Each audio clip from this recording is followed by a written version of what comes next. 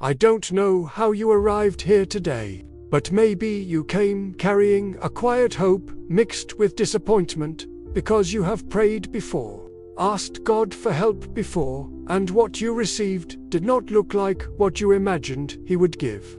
Pay attention to this, because many people stop expecting from God not when He remains silent, but when His answer does not match the shape of their request. There are seasons when we come to God asking for something specific, already convinced that we know what relief should look like, how fast it should arrive, and how much it should change. And when God responds differently, slower, deeper, or in a way that touches areas we did not mention, our faith becomes uncomfortable. Maybe you asked for provision, and God started working on trust, character, or obedience, and that felt confusing because trust takes longer than money, and obedience costs more than comfort. We often come before God asking for temporary solutions, something that eases the pain just enough for us to keep going without changing too much inside. But God, in His wisdom, refuses to give us what would only soothe us for a moment, because He is always thinking about what can restore us completely. Let me tell you something gently, because this may touch a sensitive place in your heart. Disappointment is sometimes the result of expecting less than what God intended to do. Think about how many times you lowered your expectations in prayer, not because God changed, but because life taught you to be cautious with hope. There is a quiet fatigue that grows when faith becomes small, careful, and limited to survival instead of transformation. The man sitting at the temple gate asked for coins because coins were all he believed were possible for him at that point in his life. Day after day, he repeated the same request. Not because he lacked faith, but because his imagination had been shaped by limitation and routine. And maybe this is where you recognize yourself. Still praying, still believing, but only within the boundaries of what feels safe to ask for. Pay attention to how often we ask God for relief instead of restoration, for help instead of transformation, for something that keeps us standing instead of something that makes us walk. There are prayers that come from pain, and there are prayers that come from fear, and both can quietly limit what we believe God is willing to do. It feels safer to ask for something small than to open your heart to a change that could alter everything you know. But God is not limited by your fear, your past disappointments, or your reduced expectations. The limitation is not in God's power, but in how we sometimes choose to approach Him with carefully measured hope. Pay attention to how often you measure God's goodness by how closely His answer matches your plan. What if God's goodness is revealed, not in giving you what you asked for, but in refusing to let you settle for less than what He prepared? That refusal can feel like delay, denial, or silence, when in reality it is protection and preparation working quietly together. Let me ask you something honestly. What if God is not ignoring your need, but redefining it? Because what you think you need right now might be relief, while what your soul truly needs is restoration. And restoration always goes further than we expect, touches areas we did not mention in prayer, and changes more than we planned.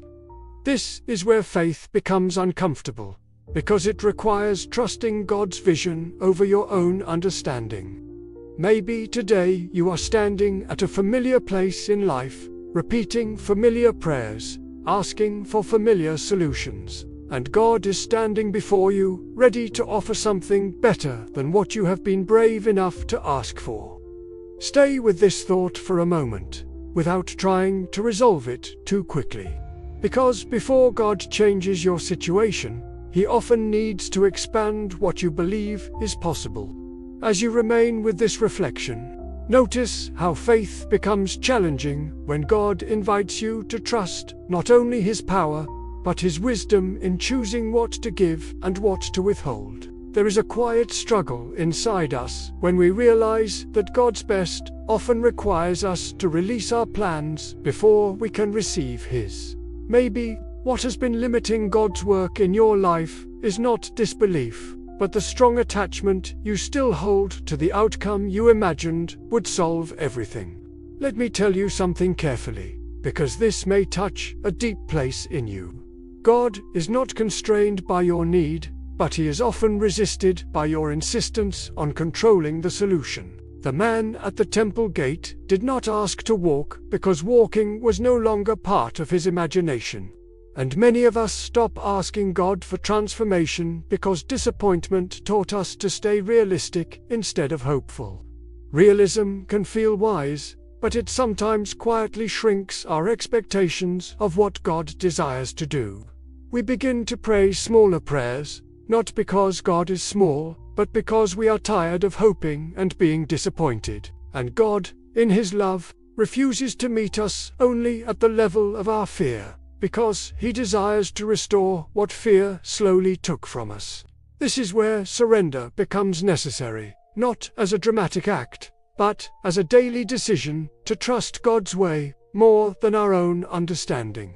Surrender is not giving up on what matters. It is allowing God to redefine what truly matters. Pay attention to how often you equate God's goodness with immediate improvement, when His goodness is sometimes revealed through deeper change that unfolds over time. There are seasons when God allows you to feel the limitation of your own plans so that you can finally receive His yes. This process can feel like loss before it feels like gain, confusion before clarity, waiting before movement. But what God gives is never temporary relief without purpose. It is always complete transformation aimed at restoring movement, dignity, and life.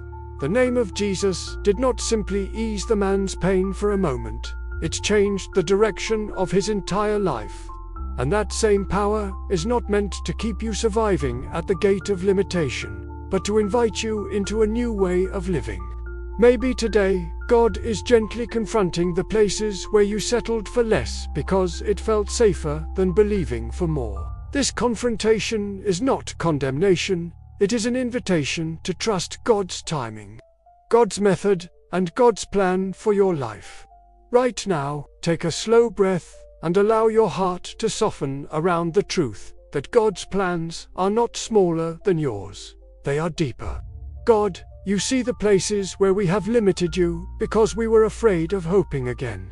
You know the prayers we reduced, the expectations we lowered, and the plans we clung to because they felt familiar and controllable. Teach us to release control without fear, to trust your wisdom over our urgency, and to believe that what you offer is always better than what we ask for. Restore our imagination, our courage to hope again, and our willingness to receive what you desire to do fully in our lives. Give peace to hearts that are tired of waiting, clarity to minds that feel divided, and quiet confidence to those learning to trust again. If you want to remain in this atmosphere of reflection a little longer, I left a devotional reading in the description to accompany you in silence. As you go, may you remember that God is not withholding from you, but preparing something better than you planned. If this message spoke to your heart, share it with someone who feels limited, discouraged, or unsure about trusting God again. Stay with me in these daily devotionals, and may God bless you with faith that releases control, patience that sustains hope, and quiet renewal for your journey.